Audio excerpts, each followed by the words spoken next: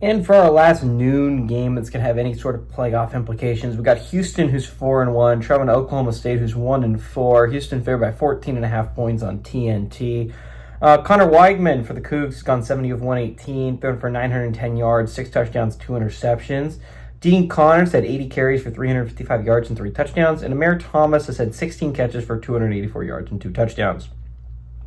Zane Flores for the Cowboys gone 77 to 140, thrown for 696 yards, 0 touchdowns, 3 interceptions.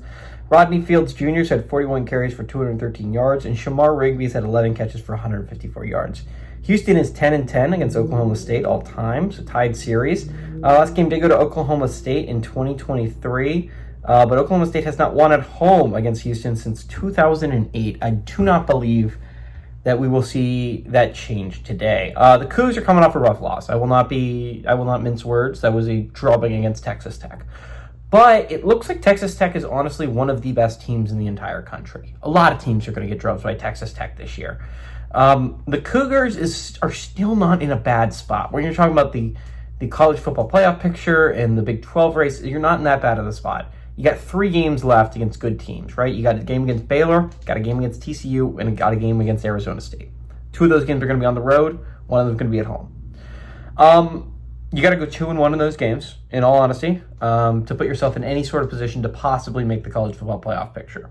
Realistically, if you want to feel like pretty much a lock, you got to go 3-0. Again, this is just for the college football playoff picture. Again, the Big 12 title race is going to be messy. I think there is going to be a team that makes it with 2 in-conference losses.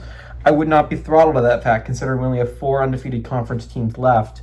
And I think we're going to see that number drop to lower than 4 today. Again, this is a bad Oklahoma State team. This is a great get-right game for Houston. This is not a good team that they are playing.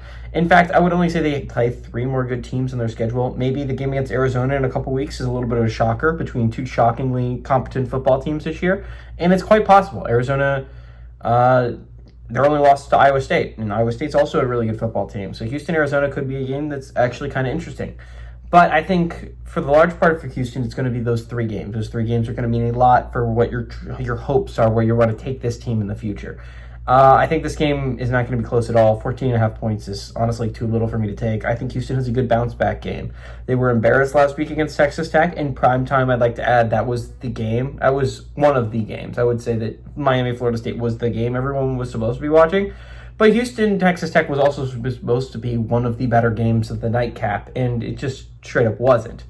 There was actually only one watchable game in the nightcap. It was UCF-Kansas, which was weird.